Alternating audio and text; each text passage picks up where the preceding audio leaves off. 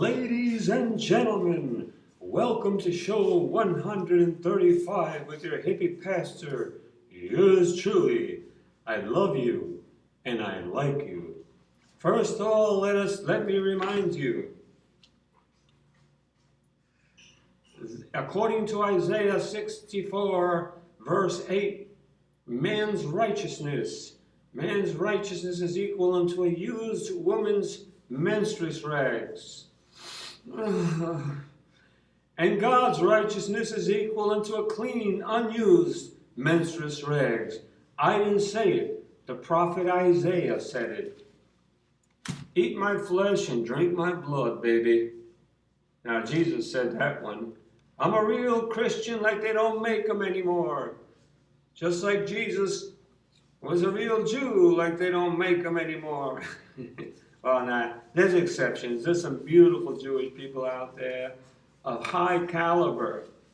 Just like any nation, religion, people's beliefs, creeds, race, there's good and bad, there's good and evil and everything. Nobody's totally bad and no country's totally bad and no country's totally evil. Let us commence now in a show 135 with the quote of the day before we dive into the words of Jesus with a true interpretation. So help me God. Let's see who can guess. Destruction, hence, like creation, is one of nature's mandates.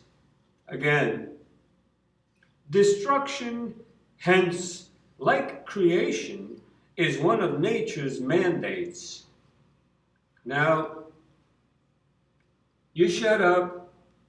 Now, it was written by the fabulous, charismatic, benevolent Marquis de Sade. Marquis de Sade said that. He was a wise man. Maybe criticized like many wise men. Hey, without going too far, I got people who criticize me. But I have a criticism of my own, which I'm going to talk about right now before we jump into the words of Jesus. And that is, I ain't saying that all African Americans are bullies or that they're evil. I ain't saying that. I'm saying there is some. Okay, there's some evil African Americans, just like there's some evil Caucasians and white people and any, like I said before, there's good and evil in every race. But for some reason, it seems to be a lot of African Americans, young guys, strong guys, bullies, real idiots, find the 80-year-old poor Asian women, barely walking down the street, and they beat her with their fists, and they kick her, and they beat her to a pulp. These cowards. So not all African Americans are cowards, but there's a lot of them, obviously, and they're picking on the elderly. Why don't they pick on somebody their own size?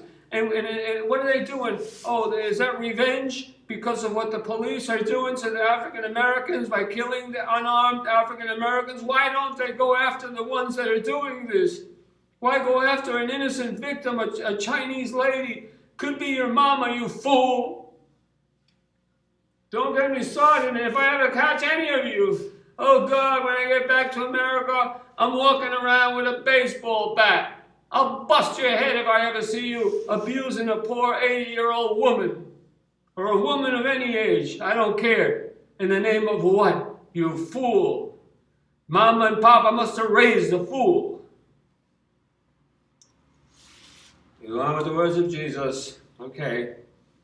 Right now we are in, I believe, in the book of Matthew. We'll continue where we left off. What is it? Chapter what? I think we're in chapter 21. Don't bother me. And you shut up. Here goes Jesus. And Jesus answered and said unto them, I also will ask you one thing, which if ye tell me, I and likewise will tell you by what authority I do these things. See, the Pharisees wanted to know by what authority Jesus was going around doing miracles and preaching in the name of God and calling himself the Son of God. So they wanted to know who gave him that authority, because he definitely didn't get it from the religious system.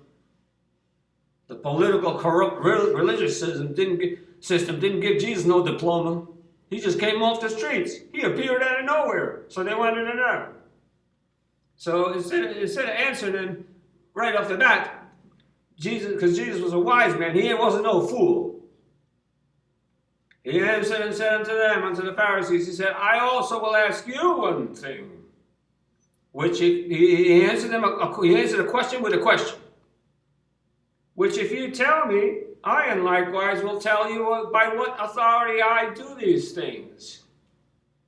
The baptism of John, whence was it? From heaven or of men? And they reasoned among themselves, saying, if we shall say from heaven, he will say unto us, why did ye not then believe him? So they answered Jesus and said, we cannot tell. And he said unto them, neither tell I you by what authority I do these things. Very well. So Jesus gave them a taste of their own medicine. See, they were afraid of the Pharisees and all these religious leaders, hypocrites. They were afraid of the people, of the common folk. Jews, Jewish sinners, the Jewish common folk, they're beautiful people. We're just against religious hypocrisy, but whether it be Jewish or Christian, or anything else, or anything in between. Very well. So he shut them up. Okay, so now Jesus gets into a parable here. Here it is. But what think ye? He's talking still to the religious leaders. You know, he's arguing with the religious leaders. But what think ye? A certain man had 2 sons. And he came to the first and said, Son, go work today in my vineyard. He answered and said, I will not. But afterward he repented and went. And he came to the second and said likewise. And he answered and said, I go, sir, I go. And went not. Whither of them twain did the will of his father? They answered him, the first. That was an easy one, right? Jesus saith unto them, verily I say unto you, that the publicans and the harlots go into the kingdom of God before you. For John came unto you in the way of righteousness, and ye believed him not. But the publicans and the harlots believed him, and ye, when ye had seen it, repented not afterward, that ye might believe him. Okay, that's one of the most beautiful, radical, amazing, wonderful parables of Jesus Christ. Hold on a second.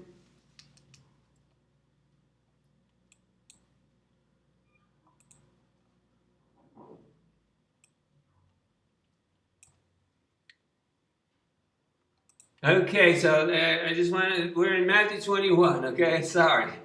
I didn't have my coffee yet. This is Matthew 21 we're reading. So that's one of the most beautiful parables that Jesus ever said, and it was radical and as revolutionary it can be, that the hookers, the prostitutes, the harlots, the sleazy women, the easy lays, sorry girls, I'm trying to make a point here, are going into heaven before all these religious hypocrites with their suit and ties and their nice clothes and the flowers in the jacket and the big giant Bible. See, I carry a little tiny Bible because I'm a humble man. I'm a real man of God. I don't need to show off my religion. But these hypocrites, these religious hypocrites who go around making money and thousands and millions in the name of God and go around condemning the sinners, and it's been going on for ages, using religion to submit, to manipulate, and to control. When they have well hidden their sins in the closet, and they appear beautiful and righteous outwardly, but inwardly they are ravening wolves. That's what Jesus was talking about, that the sinners, the street people, the hookers, etc., the beggars, the drug addicts, are going into heaven first before these religious hypocrites. That is beautiful. Let us continue, ladies and gentlemen. Let's see. And now we get Jesus dives into another parable. And it says, there was a certain householder which planted a vineyard and hedged it round about and digged a wine press in it. Jesus liked the subject of wine. I wonder why. I think because he liked to drink wine, and a lot of his parables have to do with wine presses and wineries and wine cellars and wine drinking. Oh, Jesus, eat my flesh and drink my blood. My blood. How to pronounce my syllables. Okay. And built a tower, digged the wine press, built a tower, and let it out to husbandmen, and went into a far country. And when the time of the fruit drew near, he sent his servants to the husbandmen, that they might receive the fruits of it. And the husbandman took his servants and beat one, and killed another, and stoned another. Again, he sent other servants, more than the first, and they did unto them likewise.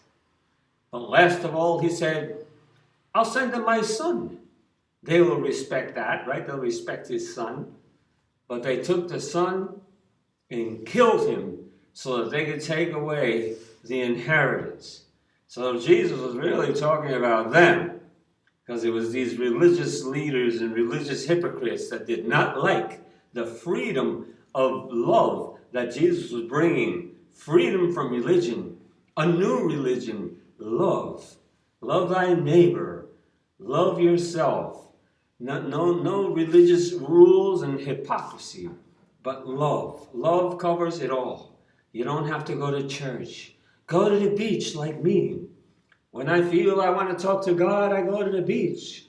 Sometimes I talk to God when I'm on the toilet, which seems to be very often now at my young age. I love every single one of you as if you were my flesh and blood. We are a family. Thank you, and God bless you.